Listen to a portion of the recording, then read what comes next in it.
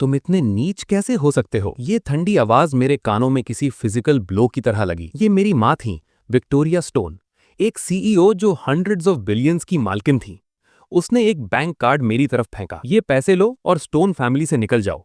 मेरा तुम जैसा कोई बेटा नहीं है, एक बेटा जो बिल्कुल अपने जुआरी यानी गैम्बलर बाप जैसा है। मैं मुस्कुराया। मैं इस नॉवेल के अंदर ट्रांस माइग्रेट हो चुका था और मैं इस कहानी का सबसे पैथेटिक विलेनस साइड कैरेक्टर बन गया था, एड्रियन। और ये वही दिन था जिसका मैं इंतजार कर रहा था। ठीक है, मैंने जमीन से वो ब्लैक कार्ड उठाया। आई होप आप रिग्रेट नहीं करोगी। तुम मुस्कुरा क्यों रहे हो? तुम्हारे पास मुस्कुराने का हक भी है। विक्टोरिया का खूबसूरत चेहरा मेरे लिए नफरत से भरा हुआ था। ऐसा लग रहा था जैसे वो किसी कचरे के ढेर को देख रही हो। मैंने कुछ नहीं कहा, बस धीरे से वो गोल्ड ट्रिम वाला ब्लैक कार्ड उठाया और उस पर लगी इमेजिनरी धूल झाड़ी। मुझे पता था इस कार्ड में $5 मिलियन हैं। ओरिजिनल नॉवेल में ओरिजिनल एड्रियन ने ये पैसे लेकर रोना शुरू कर दिया था। घुटनों पर बैठकर भीख मांगी थी कि उसे घर से ना निकाला जाए, लेकिन बदले में उसे बॉडीगार्ड्स ने किसी मरे हुए कुत्ते की तरह घसीटकर बाहर फेंक दिया था। फिर उसने वो 5 मिलियन ऐशो आराम और शराब में उड़ा दिए, कर्जे में डूब गया और आखिर में एक ओवरपास से कूदकर अपनी जान दे दी। एक कंप्लीट ट्रेजेडी, एक फूलिश कैनन फॉडर जिसका मकसद सिर्फ नॉवेल के प्रोटैगनिस्ट लियम क्रॉस को महान दिखाना था। लेकिन मैं पुराना एड्रियन नहीं था। Get out. मैं तुम्हारा चेहरा दोबारा नहीं देखना चाहती। विक्टोरिया की इम्पेशेंस बढ़ रही थी। उसे मेरा चेहरा मेरे बाप की याद दिलाता था, जिसने उसे धोखा दिया था।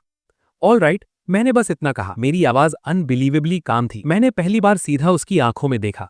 वो वाकई ब्रेथ टेकिंगली ब्यूटीफुल थी, एक आइस कोल्ड अल्योर के साथ।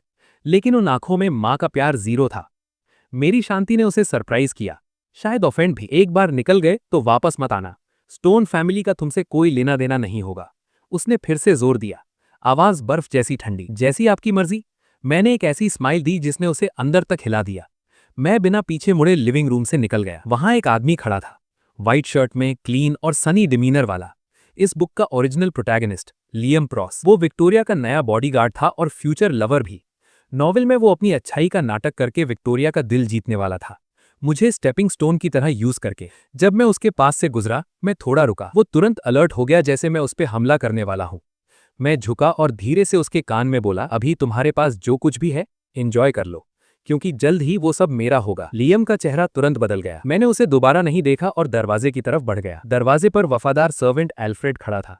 उसकी बूढ़ी आंखों में मेरे लिए तरस था। यंग मास्टर एड्रियन, वो कुछ कहना चाहता था। मैंने उसे इशारा किया, एल्फ्रेड अपना ख्याल रखना। और इसके साथ ही मैंने वो भारी दरवाजा खोला और बाहर निकल लिया। दरवाजा मेरे पीछे एक धमाके के साथ बंद हुआ, उस अमीर लेकिन ठंडे पिंजरे को हमेशा के लिए बंद करते हुए। दोपहर की धूप आंखों में लग रही थी। मैं स्टोन फैमिली विला के गेट पर खड़ा था और आजादी की गहरी सांस ले रहा था। मेरे चेहरे पर एक एक्साइटेड स्माइल थी। विक्टोरिया, लियम और इस दुनिया के सभी लोग, तुम सबको लगता है मैं एक डिस्कार्डेड ट्रैश हूं। तुम गलत हो। जब तुमने मुझे छोड़ा, तुमने इस दुनिया के अकाउंटे भगवान को छोड़ दिया, क्योंकि मैं फ्यूचर जानता हूं। मुझे पता है अगले 10 साल में इस शहर की कौन सी जमीन सोना बनेगी, कौन सा स्टॉक आसमान छुएगा। गेम तो अब शुरू हुआ है। मैंने अपना फोन निकाला और एक नंबर डायल किया जो मुझे मुंह जुबानी याद था। हेलो एल्फ्रेड, मैं एड्रियन बोल रहा हूँ। यंग मास्टर, आप ठीक तो हैं? एल्फ्रेड की आवाज में चिंता थी। मैं ठीक हूँ एल्फ्रेड, मुझे तुम्हारी मदद चाहिए। तुम्हें याद है मेरे डैड ने शहर के वेस्टर्न सबर्ब्स में एक बंजर जमीन खरीदी थी? दूसरी तरफ खामोशी छा गई। एल्फ्रेड याद करने की कोशिश कर रहा था। वेस्टर्न सबर्ब्स, हाँ मुझे याद है।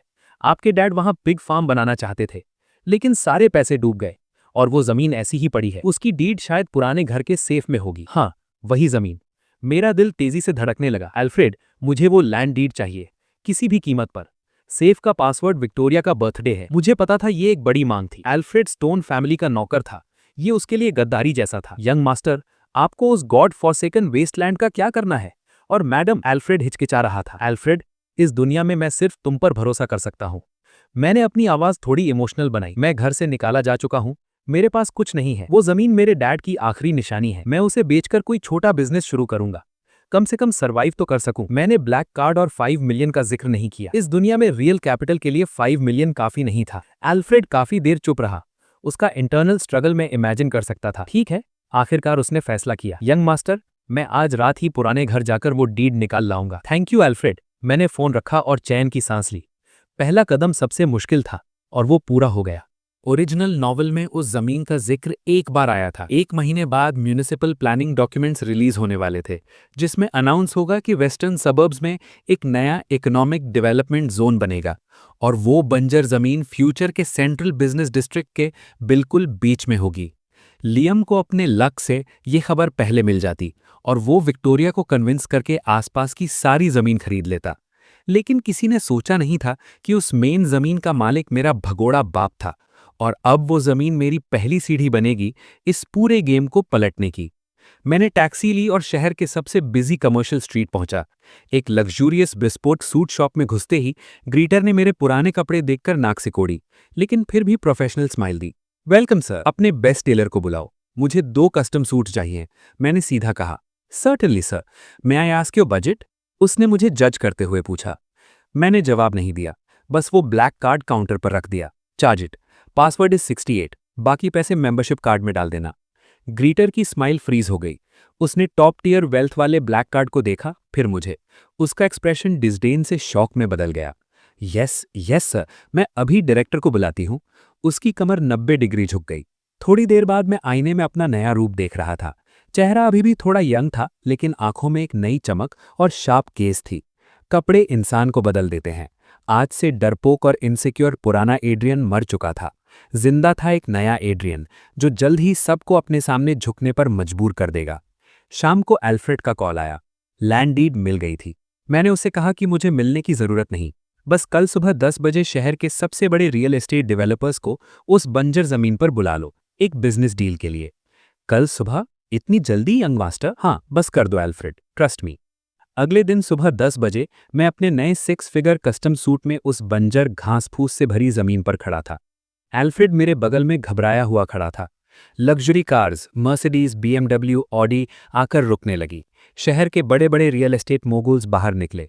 उनके चेहरों पर कंफ्यूजन और गुस्सा था कि उन्हें इस कचरा जगह पर क्यों बुलाया गया है। ओल्ड एल्फ्रेड, ये क्या मजाक है? तुमने हमें इस गॉड फोर्सेकन जगह पर घास देखने के लिए बुलाया है? एक मोटा सा आदमी, मिस्टर हेंडरसन, जो हेंडरसन रियल एस्टेट का सीईओ था, चिल्लाया। एल्फ्रेड घबराकर मेरी तरफ देखने लगा। मैं आगे बढ़ा, चेहरे पर एक हल्की सी स्माइल थी। जेंटलमैन, मैंने आपको यहाँ एक बिजनेस डील डिस्कस करने के लिए बुलाया है। तुम? हेंडरसन ने मुझे ऊपर से नीचे तक देखा। एक कल का लड़का हमसे बिजनेस की बात करेगा? एल्फ्रेड, ये तुम्हारा कोई रिश्तेदार है क्या? बाकी सब लोग हंसने लगे। मैं गुस्सा नहीं हुआ। मैंने बस लैंड डीड की फोटोकॉपी हवा में लहराई। ये जमीन 50 एकर्स अब मेरी है। मैं इसे हाईएस्ट बिडर को बेचना चाहता हूँ। स्टार्टिंग प्राइस है 100 मिलियन। 100 मिलियन? हेंडरसन जोर से हंसा। उसका पेट हिलने लगा। बच्चे, सपने देख रहा है क्या? ये कचरा जगह 100 मिलियन तो क्या मैं मुफ्त में भी ना लूं। इसकी सफाई में ही पैसे लग जाएंगे। बाकी रियल एस्टेट बॉसेस भी सर हिलाने लगे। मुझे इडियट समझ रहे थे। आजकल के नौजवान अपनी औकात नहीं जानते। चलो यहाँ से, टाइम वेस्ट हो रहा है। वो लोग वापस अपनी कार्स की तरफ मुड़ गए। मिस्टर हेंडरसन, इतनी जल्दी मत कीजिए। मैंने अपना फोन हिलाया। मुझे अभी अभी एक टेक्स्ट मैसेज मिला है, शायद आप लोग सुनना चाहेंगे। हेंडरसन चिढ़कर मुड़ा। क्या है, बकवास बंद करो। मैंने अपना गला साफ किया और एक एम्फैटिक टोन में पढ़ा। शहर के इकोनॉमिक डेवलपमेंट को बढ़ावा देने के लिए म्यूनिसिपल कमिटी ने फैसला किया है कि नया national economic and technological development zone western suburbs में इस्टेब्लिश किया जाएगा। मेरी बात खत्म होते ही मैदान में सन्नाटा छा गया। हंसी मजाक सब बंद। सबके चेहरे फ्रीज हो गए। हेंडरसन अचानक घूमा, मुझे घूरता हुआ। तुम बकवास कर रहे हो। ये खबर तुम्हें कहाँ से मिली? उसकी आवाज में डर था। रियल एस्टेट डेवलपर्स के लिए म्यूनिसिपल प्लानिंग एक लाइफलाइन होती है। कहाँ से मिली ये इंपॉर्टेंट नहीं है। मैंने फोन पॉकेट में रखा। इंपॉर्टेंट ये है कि आप लोग अभी इस खबर को वेरीफाई नहीं कर सकते, लेकिन 3 दिन में ऑफिशियल डॉक्यूमेंट्स रिलीज हो जाएंगे। मैं आपको एक मौका दे रहा हूँ। ये 50 एकड़ जमीन फ्यूचर डेवलपमेंट जोन के बिल्कुल सेंटर में है। अब स्टार्टिंग बिड है 500 मिलियन। हर बिड कम से कम 10 मिलियन बढ़नी चाहिए। ऑक्शन अब शुरू होता है। सन्नाटा और गहरा हो गया। सब लोग दिमाग लगा रहे थे। अगर मैं झूठ बोल रहा हूं तो मैं पागल हूं, लेकिन अगर ये सच है तो इस जमीन की कीमत आसमान छू जाएगी। 500 मिलियन एक चोरी होगी। हेंडरसन के माथे पर पसीना आ गया। वो फोन पर फ्रैंटिक कॉल्स करने लगा अपने सोर्सेस चेक करने के लिए, लेकिन मुझे पता था इस लेवल की सीक्रेसी उसकी पहुंच से बाहर थी। कुछ मिनट्स बाद उसने फ्रस्ट्रेटेड होकर फोन रख दिया। किड, तुम आखिर हो कौन? वो डरकर पूछने लगा। मैं कौन हूं ये इंपॉर्टेंट नहीं है। मेरी पेशेंस लिमिटेड है। कोई बिड करना चाहता है, वरना मैं दूसरे ग्रुप को बुला लूंगा। मैं 500 मिलियन देता हूं, एक चश्मे वाले आदमी ने जल्दी से कहा, मिस्टर डेविस ने। उसकी आंखों में जुआरी की चमक थी। हेंडरसन का चेहरा बदल गया। उसने दांत पीस कर कहा, 510 मिलियन, 520 मिलियन, 550 मिलियन। कीमत आसमान छूने लगी। जो लोग अभी मुझे कचरा समझ रहे थे अब पागलों की तरह इस बंजर जमीन के लिए लड़ रहे थे। एल्फ्रेड मेरे पीछे खड़ा हक्का बक्का रह गया। आखिरकार प्राइस एक टेरिफाइंग फिगर पर रुकी, 1 बिलियन। बिडर था मिस्टर हेंडरसन। वो हाँफ रहा था, आंखें लाल थीं। 1 बिलियन किड, ये जमीन मेरी है। कॉन्ग्रेचुलेशंस मिस्टर हेंडरसन, मैंने हाथ बढ़ाया। कॉन्ट्रैक्ट साइन करते हैं, पैसे ट्रांसफर करते हैं। जब मेरे फोन पर नोटिफिकेशन आया और मैंने वो लंबी सी जीरोस की लाइन देखी तो मेरी स्माइल और गहरी हो गई। एक पेनीलेस आउटकास्ट से बिलियनर बनने में मुझे सिर्फ एक दिन लगा था। हेंडरसन ने फॉर्मेलिटीज पूरी की, पसीना पोंछा और मेरे पास आकर फॉनिंग स्माइल दी। यंग मास्टर एड्रियन, आप तो डिवाइन आदमी हैं। ऐसी इन्फॉर्मेशन कहाँ से लाते हैं? आगे भी कोई मौका हो तो अपने इस भाई को मत भूलना। उसका एटीट्यूड पलट गया था। मैंने उसकी बात इग्नोर की और एल्फ्रेड को लेकर वहां से निकल गया। एल्फ्रेड अभी भी कांप रहा था। Young master, 1 billion? हमने अभी। एल्फ्रेड, ये तो बस शुरुआत है। मैंने कार की विंडो से बाहर देखा। नेक्स्ट हम एक सोने की खान खरीदने वाले हैं। क्या? एल्फ्रेड ने ब्रेक मारा, कार स्क्रीच करके रुक गई। मैंने मुस्कुराया और फोन निकालकर एक और नंबर डायल किया। ये नंबर एक माइन ओनर का था जो ओरिजिनल नॉवल में बैंक्रप्सी के किनारे पर था। उसके पास एक गोल्ड माइन थी जिसे सभी एक्सपर्ट्स ने पुअर माइन, बेकार खान डिक्लेयर कर दिया था। लेकिन सिर्फ मैं जानता था कि उस बेकार खान के नीचे एक एस्टॉनिशिंगली रिच वेन ऑफ गोल्ड छुपा है। ओरिजिनल स्टोरी में लियम ने ये माइन खरीदकर विक्टोरिया को इम्प्रेस किया था। सॉरी लियम, ये भी अब मेरा है। शहर के सबसे महंगे घूमने वाले रेस्टोरेंट के टॉप फ्लोर पर मैं खिड़की के पास बैठा रेड वाइन घुमा रहा था। मेरे सामने एक थका हुआ अधेड़ उम्र का आदमी बैठा था, मिस्टर कार्टर, कार्टर माइनिंग का मालिक। इस वक्त वो मुझे एक सेवियर की तरह देख रहा था। यंग मास्टर एड्रियन, क्या आप सच में मेरी उस बेकार माइन के लिए 200 मिलियन देने को तैयार हैं? उसकी आवाज कांप रही थी। उसे लग रहा था ये सपना है। उसकी कंपनी कर्जे में डूबी थी। 200 मिलियन उसके लिए लाइफलाइन थी। ऑफ कोर्स, मैंने कॉन्ट्रैक्ट उसके सामने रखा। मैं सिर्फ तुम्हारी माइन नहीं खरीद रहा हूं, बल्कि तुम्हें माइन मैनेजर भी हायर कर रहा हूं। Annual salary 5 million. कार्टर सुन रह गया। उसने कॉन्ट्रैक्ट देखा, आंखें भर आईं। यंग मास्टर, आप ऐसा क्यों कर रहे हैं? वो माइन सच में बेकार है। मैं आपको धोखा नहीं दे सकता। ये ईमानदार आदमी अभी भी मेरा भला सोच रहा था। मिस्टर कार्टर, मैं कभी घाटे का सौदा नहीं करता। मुझे तुम्हारे कैरेक्टर पर नहीं, अपने जजमेंट पर भरोसा है। बस इतना बताओ, आर यू इन और आउट? मेरी प्रेजेंस से कार्टर डर गया। उसने पेन उठाया और साइन कर दिया। I am in young master, मेरी जिंदगी अब आपकी है। वेरी गुड, मैंने सेटिस्फाई होकर कहा। कल से काम शुरू करो। सारे क्रेडिटर्स को पैसे दे दो, नए स्टाफ और इक्विपमेंट लाओ। मुझे 1 महीने के अंदर सोना चाहिए। कार्टर के जाने के बाद मैं अकेले वाइन पी रहा था। सब कुछ स्क्रिप्ट के हिसाब से चल रहा था। लियम, तुम अभी भी विक्टोरिया के सामने डिवोटेड बॉडीगार्ड का रोल प्ले कर रहे होगे।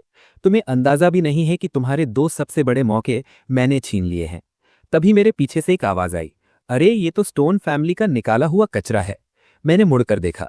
ये एक जाना पहचाना चेहरा था। जैक्स, शहर की एक सेकेंड रेट फैमिली का बिगड़ा हुआ बेटा और लियम का चमचा। वो हमेशा मुझसे जलता था क्योंकि मैं विक्टोरिया का बेटा था। इस वक्त वो एक इन्फ्लुएंसर जैसी दिखने वाली लड़की के साथ था और मुझे घूर रहा था। मैंने उसे इग्नोर किया और वापस व्यू देखने लगा। ऐसे क्लाउन्स मेरे टाइम के लायक नहीं थे। मेरी इग्नोरेंस ने उसे गुस्सा दिला दिया। ओए यूजलेस ट्रैश, मैं तुझसे बात कर रहा हूं, बहरा है क्या? वो मेरी टेबल पर आकर उंगली दिखाने लगा। गेट लॉस्ट, मैंने दांत पीस कर कहा। क्या बोला तूने? जैक्स गुस्से में पागल हो गया और मेरा कॉलर पकड़ लिया। स्टोन फैमिली से लात खाया हुआ कुत्ता मुझसे ऐसे बात करेगा? आज मैं तुझे यहां से बॉडी बैग में भेजूंगा। रेस्टोरेंट में सब लोग हमें देखने लगे। मेरी आंखें ठंडी हो गईं। मैंने उसका कॉलर पकड़ा हुआ हाथ पकड़ा और हल्का सा ट्विस्ट किया। आ! जैक सुअर की तरह चिल्लाया। उसका चेहरा दर्द से लाल हो गया। छोड़, छोड़ मुझे! वो डर के मारे चीखा। मैंने उसे धक्का दिया। वो लड़खड़ाकर पीछे गिरा और अपनी कलाई पकड़कर मुझे जहरीली नजरों से देखने लगा। तूने मुझ पर हाथ उठाया? जानता है मैं कौन हूं? जानता हूं। जैक्स एक बेवकूफ जो अपने बाप के नाम पर उछलता है। तू मौत मांग रहा है। जैक्स को मिर्ची लगी। गुस्से में उसने पास की टेबल से रेड वाइन की बोतल उठाई और मेरे सर पर मारने के लिए घुमा दी। मैं अपनी जगह से हिला भी नहीं। बोतल मेरे सर पर लगने ही वाली थी कि साइड से एक मजबूत हाथ आया और जैक्स की कलाई पकड़ ली। Young master Jax, public place में मारपीट करना शोभा नहीं देता। एक जानी पहचानी आवाज आई। मैंने ऊपर देखा। लियम क्रॉस खड़ा था। उसका चेहरा राइटियसनेस से भरा हुआ था। हीरो आ गया था। फिर से hero saving the beauty drama होने वाला था। बस फर्क इतना था कि इस बार वो मुझे बचा रहा था, उस यूजलेस ट्रैश को जिसे वो सबसे ज्यादा नफरत करता था। लियम, जैक्स उसे देखकर हैरान हुआ, फिर गुस्से में बोला, तू कौन होता है मेरे बीच में आने वाला? Get lost. लियम ने तेवर दिखाते हुए जैक्स का हाथ और जोर से पकड़ा। जैक्स दर्द से कराह उठा और बॉटल गिर गई। मैं कौन हूं ये इंपॉर्टेंट नहीं है, लियम ने कहा। मैं बस तुम्हें दूसरों को बुली करते हुए नहीं देख सकता। वाह क्या एक्टिंग है, मैंने मन ही मन सोचा। लियम ने जैक्स को छोड़ा और मेरी तरफ मुड़ा, चेहरे पर झूठी चिंता लेकर। एड्रियन, तुम ठीक हो? विक्टोरिया, मिस स्टोन तुम्हारी वजह से बहुत परेशान रहती है। तुम्हें ऐसे सेल्फ डिस्ट्रक्टिव नहीं होना चाहिए। हाँ, मैंने स्नीयर किया। परेशान? मुझे कुत्ते की तरह घर से निकालने को परेशानी कहते हैं? लियम, तुम होते कौन हो मेरे सामने उसका नाम लेने वाले? मेरी आवाज़ तेज नहीं थी, लेकिन उसने लियम के दिल पर छुरी चला दी। उसका चेहरा काला पड़ गया। जब से वो शहर आया था सब उसकी इज्जत करते थे। आज पहली बार किसी ने, वो भी एड्रियन ने, उसे इतनी डायरेक्ट बेइज्जती की थी। एड्रियन, मैं तुम्हें भलाई के लिए समझा रहा हूं, एहसान फरामोश मत बनो। उसकी आवाज़ में गुस्सा आ गया। भलाई? एहसान? मैं हंस पड़ा। तुम्हें लगता है मुझे तुम्हारी ज़रूरत थी इस इडियट से बचने के लिए? मैंने जैक्स की तरफ इशारा किया। मैं खड़ा होकर लियम की आंखों में देखा। अपनी पथेटिक हीरोइज्म अपने पास रखो लियम। मेरी नज़रों में तुम और ये जैक्स दोनों कचरा हो। तुम! लियम और जैक्स दोनों एक साथ चिल्लाए। लियम की ईगो बुरी तरह हर्ट हुई थी। बहुत अच्छे, लियम गुस्से में हंसा। लगता है घर से निकलने के बाद तुम सुधरे नहीं, बल्कि और एरोगेंट हो गए हो। देखता हूं अब तुम इस जैक से कैसे निपटते हो। वो पीछे हट गया और तमाशा देखने लगा। उसे लगा मैं जैक से डर जाऊंगा। लियम के हटते ही जैक्स शेर बन गया। यूजलेस ट्रैश, आज तुझे जान से मार दूंगा। वो मुझकर लपका। मेरी आंखों में एक ठंडी चमक आई। ठीक है, तुम सब तमाशा देखना चाहते हो ना, तो देखो। मैं पीछे नहीं हटा, बल्कि आगे बढ़ा। जैक्स का मुक्का मेरे चेहरे पर लगने ही वाला था कि मैंने सर घुमाकर डॉज किया और बिजली की तेजी से अपना राइट हैंड आगे बढ़ाकर उसका गला पकड़ लिया। एक हाथ से मैंने उसे जमीन से उठा दिया। जैक्स हवा में पैर मारने लगा। ऑक्सीजन की कमी से उसका चेहरा बैंगनी यानी पर्पल हो गया। उसकी आंखें डर से बाहर आ गईं। पूरा रेस्टोरेंट सन्नाटे में था। सब लोग हैरानी से देख रहे थे। लियम की आंखें फटी की फटी रह गईं। उसे कभी उम्मीद नहीं थी कि ये यूजलेस ट्रैश एड्रियन इतना ताकतवर होगा। छोड़, उसे छोड़ दो। लियम घुर्राया। आगे बढ़ना चाहता था, लेकिन मेरी रूथलेसनेस देखकर रुक गया। अभी कौन कह रहा था कि मुझे जान से मार देगा? मैंने जैक्स को देखा, एक क्रूएल स्माइल के साथ। मैंने अपनी पकड़ थोड़ी और कस दी। क्रैक! हड्डी टूटने की एक हल्की सी आवाज आई। जैक्स बेहोश होकर लटक गया। मैंने उसे कचरे की तरह जमीन पर फेंक दिया। फिर मैं लियम की तरफ मुड़ा, जो अब पीला पड़ चुका था। लियम, अब तुम्हारी बारी है। तुम क्या करना चाहते हो? लियम डरकर पीछे हटा। तुम पागल हो गए हो एड्रियन, तुमने पब्लिक में असॉल्ट किया है, तुम फंसोगे। फंसूंगा? मैं उसके पास गया। इससे पहले कि मैं फंसूं, मैं तुमसे कुछ पूछना चाहता हूं। तुम्हें हिम्मत किसने दी मेरे सामने हीरो बनने की? तुम विक्टोरिया के पाले हुए कुत्ते से ज्यादा कुछ नहीं हो, और तुम मुझ पर भूख रहे हो। लियम मेरी बातों से प्रवोक हो गया। गुस्से में उसने एक फियर्स मिलिट्री पंच मेरे चेहरे की तरफ मारा। अगर ये किसी आम आदमी को लगता तो वो मर जाता, लेकिन मेरी नजरों में ये स्लो मोशन में था। मैंने आसानी से डॉज किया और एक स्विफ्ट हैंड चॉप उसकी गर्दन के पीछे मारा। बैंग! लियम की आंखें पलट गईं और बिना किसी आवाज के वो सीधा जमीन पर गिरा, जैक्स के ऊपर। पूरा रेस्टोरेंट इतना शांत था कि लोगों की धड़कनें सुनाई दे रही थी। मैंने रुमाल से हाथ पोंछा और लियम के चेहरे पर फेंक दिया। मैनेजर के पास जाकर मैंने अपना कार्ड दिया। जो भी नुकसान हुआ है काट लो, और 2 एम्बुलेंस बुलाओ। इन कचरों को यहां से हटाओ। मैंने अपना सूट ठीक किया और सबकी डर भरी नजरों के बीच शान से बाहर निकल गया। होटल से बाहर निकलकर मैंने एल्फ्रेड को फ़ोन किया। एल्फ्रेड, एक कंपनी रजिस्टर करो। नाम होगा apex capital. Registered capital $1 billion. अगले दिन ये खबर आग की तरह फैल गई कि एड्रियन ने जैक्स को हॉस्पिटल भेज दिया और स्टोन ग्रुप के सीईओ के बॉडीगार्ड को बेहोश कर दिया। सबको लगा मैं पागल हो गया हूँ। जैक्स का बाप हेंडरसन, वही मोटा आदमी जिससे मैंने 1 बिलियन लूटे थे, गुस्से में पागल हो गया और मुझे जेल भेजने की कसम खाने लगा। विक्टोरिया भी लियम की हालत देखकर गुस्से में थी। लेकिन 1 दिन बीता, 2 दिन बीते, कोई रिटेलिएशन नहीं हुआ। हेंडरसन को शहर के एक पावरफुल आदमी का कॉल आया था। अपने बेटे को संभालो, क्या तुम्हें वेस्टर्न सबर्ब्स वाली जमीन नहीं चाहिए? हेंडरसन समझ गया कि मेरे पीछे कोई बड़ी ताकत है, जो कि मैं खुद था, और उसने चुप रहने में ही भलाई समझी। विक्टोरिया ने जब इन्वेस्टिगेट करवाया कि मेरे पास 1 बिलियन कहाँ से आए, और उसे पता चला कि मैंने वही बंजर जमीन बेची है जिसे उसने और लियम ने ठुकरा दिया था, तो वो सुन रह गई। उसे एहसास हुआ कि ये यूजलेस बेटा अब कंट्रोल से बाहर हो चुका है। एपेक्स कैपिटल शहर की सबसे पॉश बिल्डिंग के टॉप फ्लोर पर खुल गई। मैं अपने ऑफिस में फ्लोर टू सीलिंग विंडो के पास बैठा था जब एल्फ्रेड ने बताया, यंग मास्टर, विक्टोरिया स्टोन की असिस्टेंट का कॉल आया था। मैडम आपको आज रात डिनर के लिए घर पर इनवाइट कर रही हैं। डिनर? मैंने मॉकिंग स्माइल दी। कुछ ही दिन में अकल आ गई। उन्हें बोलो मैं बिजी हूँ। लेकिन यंग मास्टर, वो आपकी माँ है। एल्फ्रेड, जब उन्होंने मुझे कचरे की तरह निकाला था तब मैं बेटा नहीं था। अब अगर उन्हें मैं वापस चाहिए तो खुद आकर इनवाइट करें। देखते हैं उनका घमंड झुकता है या नहीं। एल्फ्रेड ने कॉल बैक करके मना कर दिया। मैंने सोचा, विक्टोरिया, तुम्हें लगता है एक डिनर से 20 साल की नफरत मिट जाएगी? मुझे तुम्हारा प्यार नहीं चाहिए, मुझे तुम्हें बर्बाद देखना है। एक हफ्ते बाद शहर का सबसे बड़ा चैरिटी ऑक्शन गैला था। सिर्फ टॉप एलीट्स इनवाइटेड थे। जब मैं अपने वाइट कस्टम सूट और नई स्टनिंग सेक्रेटरी के साथ वेन्यू में घुसा तो सबकी नज़रें मेरे ऊपर थीं। डर और एडमिरेशन मिक्स था। मैं सीधा फर्स्ट रो में गया। मेरी सीट विक्टोरिया और लियम के बगल में थी। ऑर्गेनाइजर्स ने जानबूझकर ऐसा किया था। विक्टोरिया ब्लैक इवनिंग गाउन में एक प्राउड ब्लैक स्वॉन जैसी लग रही थी। मुझे देखकर उसकी स्माइल थोड़ी फीकी पड़ गई। लियम मुझे ऐसे देख रहा था जैसे भूत देख लिया हो। उसके चेहरे के घाव अभी भी भरे नहीं थे। एड्रियन, तुम यहाँ क्या कर रहे हो? लियम ने दांत पीस कर पूछा। अगर तुम आ सकते हो तो मैं क्यों नहीं? मैं आराम से अपनी चेयर पर बैठ गया, एरोगेंस के साथ। तुम? लियम गुस्से में कांप रहा था। लियम, विक्टोरिया ने उसे रोका और मेरी तरफ मुड़ी। कंपनी ठीक चल रही है? उसने एक बड़े की तरह पूछा जैसे कुछ हुआ ही ना हो। आपकी दुआ से जिंदा हूं, मैंने हाफ स्माइल के साथ जवाब दिया। विक्टोरिया अनकंफर्टेबल हो गई। ऑक्शन शुरू हुआ। पहले ज्वेलरी और पेंटिंग्स भी की। मुझे कोई इंटरेस्ट नहीं था। फिर होस्ट ने एक नई चीज निकाली, एक अजीब सा दिखने वाला पत्थर जो किसी लकड़ी के बॉक्स में रखा था। लेडीज एंड जेंटलमैन, ये एक एक्स्ट्रा टेरेस्ट्रियल मीटियोराइट है। Starting bid $1 million. ऑडियंस में लोग हंसने लगे। ये कचड़ा कौन खरीदेगा? लेकिन मेरी आंखें खुल गईं। यही वो पत्थर था। ओरिजिनल नॉवल में लियम ने इसे खरीदा था, जिसे सब कचरा समझ रहे थे। इसके अंदर एक मिलेनियम ओल्ड मेडिसिनल क्रिस्टल था, जिससे लियम की ताकत कई गुना बढ़ गई थी। ये उसका टर्निंग पॉइंट था। ये पत्थर इंटरेस्टिंग लग रहा है, लियम ने विक्टोरिया से कहा। उसकी आंखों में लालच था। विक्टोरिया, मैं इसे खरीदना चाहता हूं। विक्टोरिया ने हाँ कर दी। 1.1 मिलियन। लियम ने पैडल उठाया। 2 मिलियन। मैंने आराम से अपना पैडल उठाया। लियम फ्रीज हो गया। उसने घूमकर मुझे देखा। एड्रियन, इसका क्या मतलब है? कोई मतलब नहीं, मैंने शरक किया। बस मुझे इसका लुक पसंद नहीं आया, सोचा खरीद कर तोड़ दूंगा। तोड़ने की आवाज सुनने में मजा आएगा। तुम? लियम गुस्से से पागल हो गया। 5 मिलियन, 10 मिलियन। मैंने पलके भी नहीं झपकाई। पूरा हॉल हैरान था। एक बेकार पत्थर के लिए 10 मिलियन? विक्टोरिया भी कंफ्यूज थी। एड्रियन, तुम लियम से कंपीट क्यों कर रहे हो? मैं कंपीट नहीं कर रहा, मैंने स्माइल किया। मैं इन्फॉर्म कर रहा हूं, ये आइटम मेरा है। सपने देखना बंद करो, लियम चिल्लाया। 20 मिलियन, 100 मिलियन, मैंने शांति से कहा। पूरा वेन्यू सन्नाटे में चला गया। 100 मिलियन एक पत्थर के लिए? लियम का चेहरा सफेद पड़ गया।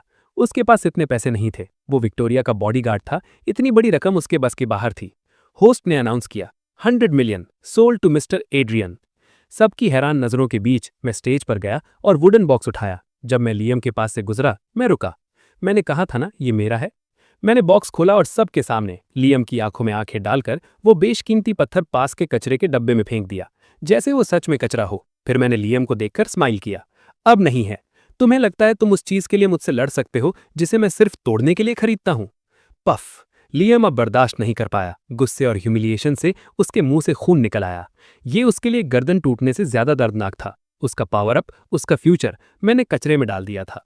अब देर। अद्रियान, मैं तुझे मार दूंगा। वो पागल हो चुका था। विक्टोरिया ने उसे संभाला। उसका चेहरा भी डर से भरा था। उसे पत्थर की वैल्यू नहीं पता थी, लेकिन मेरा ये पागलपन, दुश्मन को नुकसान पहुंचाने के लिए खुद का 100 मिलियन का नुकसान करना, उसे अंदर तक डरा गया। ये बेटा अब उसकी समझ से बाहर था। एड्रियन, तुम चाहते क्या हो? उसने खड़े होकर पूछा। कुछ नहीं, इनोसेंट फेस बनाया। पैसे ज्यादा हो गए थे, सोचा कुछ तोड़कर मजा लूं। क्या मैडम स्टोन अब ये भी कंट्रोल करेंगी कि मैं अपने पैसे कैसे खर्च करूं? विक्टोरिया स्पीचलेस रह गई। वो लियम को लेकर वहां से चली गई। ये गाला मेरे वजह से एक तमाशा बन गया था। ऑक्शन के बाद जब सब चले गए, मैं वापस कचरे के डब्बे के पास गया और वो पत्थर निकालकर पॉकेट में रख लिया। ऑफिस वापस आकर मैंने दरवाजा बंद किया। मुझे उस पत्थर के अंदर की इमेंस एनर्जी फील हो रही थी। लियम ने इसे डायरेक्टली अब्जॉर्ब किया था, जो कि गलत तरीका था। मैं जानता था कि इसे मेडिसिन यानी पिल्स में रिफाइन करना सबसे बेस्ट है। मैंने 3 दिन तक अपने ऑफिस में बंद होकर उस पत्थर को रेयर हर्ब्स के साथ रिफाइन किया। आखिरकार 3 एमरल्ड ग्रीन पिल्स बनी, मैरो क्लेंजिंग पिल्स। मैंने एक पिल खाई, एक गर्म लहर मेरे पूरे शरीर में दौड़ गई। मेरी हड्डियां, मसल्स सब क्लेंस हो रहे थे। 1 घंटे बाद जब मैंने आंखें खोली, दुनिया बदल चुकी थी। मेरी आईसाइट, हियरिंग और स्ट्रेंथ कई गुना बढ़ गई थी। मैं अब दीवार के पार भी सुन सकता था। ये है असली पावर। मैंने मुस्कुराया और बाकी 2 पिल्स संभाल कर रख लीं। तभी मेरा फोन बजा। Unknown number. एड्रियन, विक्टोरिया की ठंडी और थकी हुई आवाज आई। कुछ काम था? मैंने रूखेपन से पूछा। स्टोन ग्रुप का स्टॉक आज क्रैश हो गया। ओह, मैंने ऐसे रिएक्ट किया जैसे मुझे पता ही ना हो। ये तुमने किया है ना? हाँ, मैंने इनकार नहीं किया। पिछले 3 दिनों में जब मैं पिल्स बना रहा था, मैंने स्टोन ग्रुप के स्टॉक्स को शॉर्ट सेल किया। यानी गिरने पर पैसा लगाया। मुझे नोबेल से पता था कि उनकी एक सब्सिडियरी कंपनी में क्वालिटी इशू का स्कैंडल आने वाला है। मैंने सही वक्त पर चोट की और स्टोन ग्रुप की मार्केट वैल्यू बिलियंस में गिर गई। क्यों? विक्टोरिया की आवाज कांप रही थी। कोई रीजन नहीं, मैंने चेयर पर पीछे झुककर कहा। बस तुम्हें बताना चाहता हूं कि जिस कंपनी पर तुम्हें इतना घमंड है वो मेरी नजरों में कचरा है। दूसरी तरफ लंबी खामोशी थी। मैं उसकी घबराई हुई सांसें सुन सकता था। एड्रियन, हमें बात करनी चाहिए। ठीक है, मैंने स्माइल किया। कल सुबह 10 बजे मेरे ऑफिस आओ। याद रखना, तुम मुझसे मिलने आ रही हो, लेट मत होना। मैंने फोन काट दिया। विक्टोरिया, क्या आखिरकार तुम अपना सर झुकाने वाली हो? अफसोस, अब बहुत देर हो चुकी है। अगले दिन सुबह 9:59 पर विक्टोरिया स्टोन एपेक्स कैपिटल के दरवाजे पर थी। आज वो बिजनेस सूट में नहीं, एक सिंपल व्हाइट ड्रेस में थी। चेहरा थका हुआ, लेकिन खूबसूरती अभी भी बरकरार थी। मिस्टर एड्रियन, मैडम स्टोन आई हैं, सेक्रेटरी ने बताया। आने दो, मैंने फाइल से सर नहीं उठाए बिना कहा। विक्टोरिया ऑफिस में आई। उसने मेरे लग्जूरियस ऑफिस को देखा और फिर मुझे बॉस चेयर पर बैठे हुए। उसकी आंखों में कॉम्प्लेक्सिटी थी। आधे महीने पहले मैं एक यूजलेस रिच था और आज मैं एक बिजनेस मैग्नेट था जो उसे प्रेशर फील करवा रहा था। बैठो, मैंने सामने सोफे की तरफ इशारा किया। अभी भी उसे नहीं देखा। विक्टोरिया ने होठ चबाकर गुस्सा कंट्रोल किया और बैठ गई। उसे हमेशा लोगों को ऑर्डर देने की आदत थी। इग्नोर होना उसे रेस्टलेस कर रहा था। एड्रियन, उसने गहरी सांस ली। स्टोन ग्रुप को शॉर्ट करना बंद करो। बताओ तुम्हें क्या चाहिए? मुझे क्या चाहिए? मैंने आखिरकार फाइल नीचे रखी और हाफ स्माइल के साथ उसे देखा। अगर मैं कहूं मुझे पूरा स्टोन ग्रुप चाहिए तो? विक्टोरिया का चेहरा बदल गया। तुम लिमिट क्रॉस कर रहे हो। Limit cross? मैं खड़ा हुआ और धीरे धीरे उसकी तरफ बढ़ा। जब तुमने मुझे एक कुत्ते की तरह घर से निकाला था तब लिमिट क्रॉस नहीं हुई थी। जब तुमने लियम को मुझे ह्यूमिलिएट करने दिया तब लिमिट क्रॉस नहीं हुई थी। मेरी आवाज ठंडी होती गई। विक्टोरिया, तुम मुझे लिमिट की बात मत सिखाओ। विक्टोरिया का चेहरा सफेद पड़ गया। वो कांपने लगी। मैं तुम्हारी माँ हूँ। माँ? मैं जोर से हंसा। हंसी में सरकाज़म और दर्द था। मेरी माँ, जिसने मुझे 6 साल की उम्र में अंधेरे कमरे में बंद किया था क्योंकि मैंने एक वेस तोड़ दिया था, जिसने मेरे 18th बर्थडे पर मुझे गेट आउट बोला था। विक्टोरिया, ऑनेस्टली, क्या तुम माँ कहलाने लायक हो? मेरा हर शब्द उसके दिल पर हथौड़े की तरह लग रहा था। उसका चेहरा पथरा गया। वो पुरानी यादें जो उसने दबा दी थीं अब उसे घेर रही थीं। हाँ, उसने हमेशा मेरे बाप से नफरत की और वो नफरत मुझ पर निकाली। मेरी पेशेंस लिमिटेड है। मैंने ठंडी नजरों से उसे देखा। नील, घुटने टेको या फिर जाओ। विक्टोरिया का शरीर कांप उठा। घमंड, सेल्फ एस्टीम और मजबूरी उसके दिमाग में लड़ रहे थे। अगर वो झुकी तो उसका सब कुछ खत्म हो जाएगा। अगर नहीं झुकी तो कंपनी खत्म हो जाएगी। मिनट बीतने तय। ऑफिस में मौत जैसी शांति थी। आखिरकार मेरी नजरों के दबाव में वो high and mighty ice queen, जिसने मुझे हमेशा कचरा समझा था, धीरे धीरे अपने घुटनों पर आ गई। थड, वो मेरे सामने फर्श पर घुटनों के बल बैठ गई। उसके बाल चेहरे पर गिर गए। उसके कंधे बुरी तरह कांप रहे थे। अपनी पूरी जिंदगी में वो किसी के सामने नहीं झुकी थी और आज उसे अपने सबसे हेटेड बेटे के सामने झुकना पड़ा। मुझे कोई सेटिस्फैक्शन नहीं मिला, बस एक ठंडी इनडिफरेंस थी। भीख मांगो, मैंने कहा। विक्टोरिया का शरीर अकड़ गया। उसने ऊपर देखा। उसका खूबसूरत चेहरा आंसुओं से भरा था। ह्यूमिलिएशन और प्लीडिंग की मिक्स थी। एड्रियन, प्लीज, मैं भीख मांगती हूँ, स्टोन ग्रुप को छोड़ दो। उसकी आवाज रोने से भारी हो गई थी। जोर से बोलो। सुनाई नहीं दिया। मैं भीख मांगती हूँ। वो फूट फूट कर रोने लगी। प्लीज, स्टोन फैमिली को छोड़ दो, ये मेरी पूरी जिंदगी की मेहनत है। मैंने एक हल्की हंसी दी और फोन डेस्क से उठाया। सबको इन्फॉर्म करो, स्टोन ग्रुप के खिलाफ सारी शॉर्ट सेलिंग रोक दो। फोन रखकर मैंने विक्टोरिया को देखा जो अभी भी घुटनों पर थी। अब तुम जा सकती हो। याद रखना, ये पहली और आखिरी बार है। अगली बार मैं कोई रहम नहीं करूंगा। विक्टोरिया वहां से भाग खड़ी हुई, जैसे जेल से छूटी हो। मैं उसे जाते हुए देखता रहा। मैंने कंपनी को इसलिए नहीं छोड़ा क्योंकि मुझे तरस आया, बल्कि इसलिए कि अगर चूहा जल्दी मर जाए तो बिल्ली को खेलने में मजा नहीं आता। मुझे उसका मोमेंटरी ब्रेकडाउन नहीं, लाइफ लॉन्ग टॉर्मेंट चाहिए था। अगले 1 महीने में एपेक्स कैपिटल ने तेजी से एक्सपैंड किया। स्टोन ग्रुप टेम्परेरली बच गया था, लेकिन उनका स्टॉक कभी रिकवर नहीं हुआ। लियम गायब हो गया था। सुना है उस दिन के बाद उसका मेंटल स्टेट खराब हो गया। विक्टोरिया भी उससे निराश हो चुकी थी। एक दिन मुझे मिस्टर कार्टर का कॉल आया। यंग मास्टर, हमें सोना मिल गया, एक बहुत बड़ा रिच गोल्ड वेन। मैंने स्माइल किया। जो होना था वो हो गया। न्यूज को दबाकर रखो और माइनिंग स्पीड बढ़ा दो। अब आखिरी फल तोड़ने का वक्त आ गया था। मैंने विक्टोरिया को कॉल किया। मैडम स्टोन, एक्विजिशन के बारे में बात करनी थी। क्या मतलब? मतलब साफ है, एपेक्स कैपिटल तुम्हारे स्टोन ग्रुप को खरीदना चाहता है। कीमत बोलो। एड्रियन, विक्टोरिया, तुम्हें सच में लगा मैंने तुम्हें माफ कर दिया? अपनी कंपनी की हालत देखो, वो एक खोखला शेल है। मैं तुम्हें ग्रेसफुली एग्जिट करने का मौका दे रहा हूं। मैं नहीं बेचूंगी। ठीक है, तो मार्केट में मिलते हैं। अगले दिन मैंने अनाउंस किया कि गोल्डन माउंटेन माइनिंग को एक मैसिव गोल्ड माइन मिली है। पूरे शहर में तहलका मच गया। एपेक्स कैपिटल का प्रेस्टीज टॉप पर पहुंच गया। मेरी कंटिन्यूअस अटैक्स के बाद स्टोन ग्रुप के शेयर होल्डर्स ने हार मान ली और अपने स्टॉक्स बेच दिए। 1 हफ्ते बाद स्टोन ग्रुप ने बैंक्रप्सी अनाउंस कर दी और उसे खरीदने वाला कोई और नहीं, एपेक्स कैपिटल था। साइनिंग सेरेमनी में विक्टोरिया ब्लैक सूट में थी, चेहरा उतरा हुआ, आंखें खाली। उसका एम्पायर उसके सामने गिर रहा था और गिराने वाला उसका अपना बेटा था। क्यों? उसने मुझसे पूछा। मैंने कॉन्ट्रैक्ट साइन किया और उसकी तरफ बढ़ा दिया। जो जीता वही सिकंदर। बस इतनी सी बात है। विक्टोरिया रोने लगी। मुझे पछतावा है एड्रियन, सच में पछतावा है। पछतावा? मैंने बिना किसी तरस के उसे देखा। तुम्हारा पछतावा बेकार है। मैं खड़ा हुआ और बाहर निकल गया। दरवाजे पर मुझे लियम मिला। वो पहले से भी बुरा दिख रहा था। शराब की बदबू आ रही थी। एड्रियन, उसने मुझे रोका। मैं हार गया, लेकिन मुझे समझ नहीं आता, तुम्हें सब कुछ कैसे पता था? मेरी सारी चीजें तुमने कैसे छीन ली? मैं उसके कान के पास झुका और धीरे से बोला, क्योंकि ये दुनिया एक नॉवेल है और तुम बस एक सपोर्टिंग कैरेक्टर हो। तुम्हारी दुनिया अब मेरे कंट्रोल में है। लियम की आंखें फट गईं। उसका चेहरा सफेद पड़ गया और वो जमीन पर गिर पड़ा। नॉवेल, सपोर्टिंग कैरेक्टर, सब झूठ है, झूठ है। वो पागल हो चुका था। मैंने उसे वहीं छोड़ा और साइनिंग रूम में घुटनों पर बैठी रोती हुई विक्टोरिया को भी पीछे छोड़ दिया। मैं बिल्डिंग से बाहर निकला। धूप मेरे चेहरे पर पड़ रही थी। सब कुछ खत्म हो गया था और सब कुछ अभी शुरू हुआ था।